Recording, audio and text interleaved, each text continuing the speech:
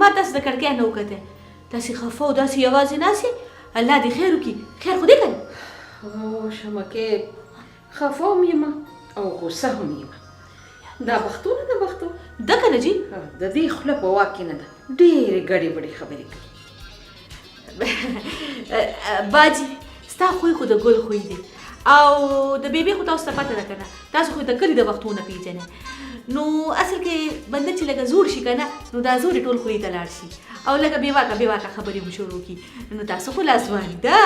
خیر تاسو سره ګزاره کوئ کنه ویم شمکې د خولې نه د زار شم ویم ته رښتیا وې کنه الله دې خیر وکړي ویم زما لا عمر څه دی روز باجي دا خبرې تاسو پرېږدئ ماشاءالله دا سوټ هم ډېر ښایسته چولی دی ډېر ښکلی سوټ دی تاسو کپړې چېرته اخلئ ها دا دوپټه وګورئ او ستاسو دا ویښته زما ستاسو دا ویښته ډېر زیات خوښ دي شمکې دا سوټ د فارن دی او ښکلی دی که نه ستا خوښ شو که نه هو زه خو ویښته په پارلر کې جوړوم باجي ما وی که نه چې زما دا ویښته نه دي دغه د جامو وینځلو صابون نه دی هغه ډېر زیات سپور کړي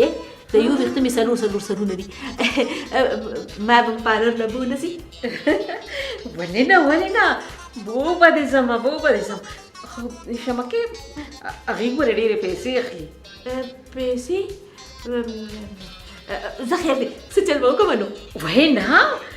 ته فکر مه کوه ستا پیسې به زه ورکوم زه نو بس ګوره ګل باجي خوی دې د خان خیلې دی که نه نو هسې خو درته مونږ نه وایو که نه خالي خوی نه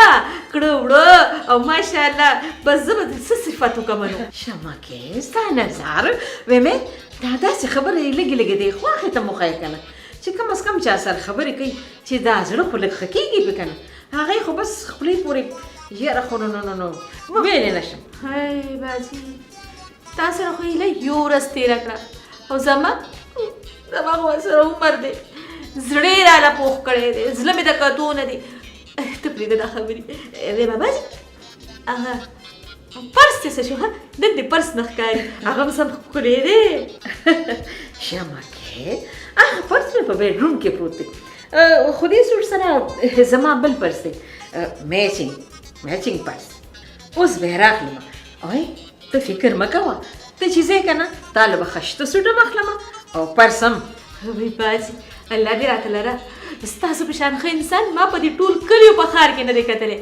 او یو زما خواښې ده وی د هغې د لاسه خو ما یوه ستن هم نه ده لیدلې کاش چې ستاسو په شان خوی د هغې هم وي نو زه به څومره خوشحاله وي څه به بختو وي څه به یې کاري خو شمکې ویم دا بختو لږه پوه کړه چې یو خو ما ته ګلابونه وي او بلې چې د کلي خبرې راته نه یادې زما نه دي خوښې دغه خبرې تاسو بېغمه شئ زه به یې پوه کړم ښه ده شمکې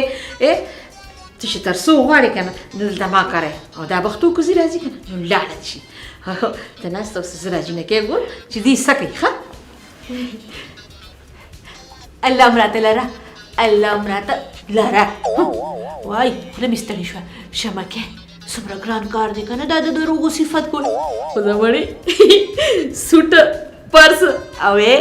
پارلر زمونږ پکې ښه شوه پښتو ګلاب دې په خپلو کې نښتي شمکې ستا پکې ښه شوه